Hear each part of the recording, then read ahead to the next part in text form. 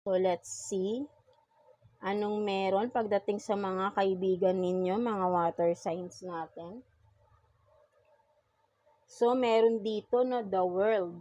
No? So, ano ito? So, let's see what else.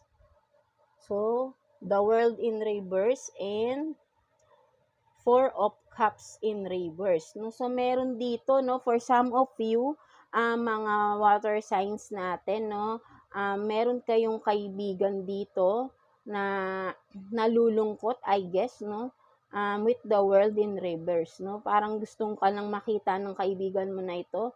Something na iniisip-isip ka niya, no, but then hindi niya magawang parang may gusto siyang something na sabihin sa inyo, no, mga water sign, no, whatever it is, no. But then may distansya to, no? Kung sino man sa inyo yung may mga kaibigan na nasa malayo, no? So, iniisip ka nitong kaibigan mo na ito, something na parang may gusto siyang sabihin, no?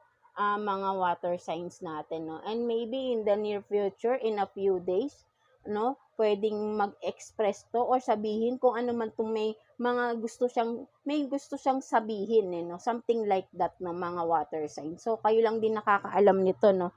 Maybe for some of you, dahil ikaw to, napakalakas ng iyong intuition, ng iyong pakiramdam, alam mo kung sino tong kaibigan mo na ito na parang may gustong sabihin, no? Na something na meron siyang sabihin nating kung meron kayong kaibigan na nasa malayo na nakakausap ninyo, yeah, but then parang something na parang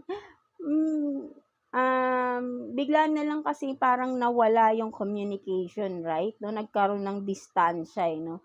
But then, iniisip-isip ka nitong kaibigan mo na ito, no? Mga water signs natin, no? So, ayun lang naman yung nakikita ko dito, no?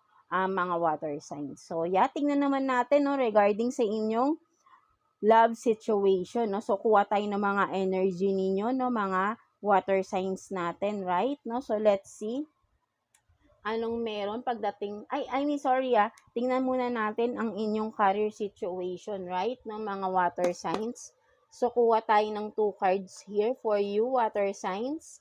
Career situation for water signs, please. Holy Spirit, Universe, please. For water signs. For water signs. So, let's see.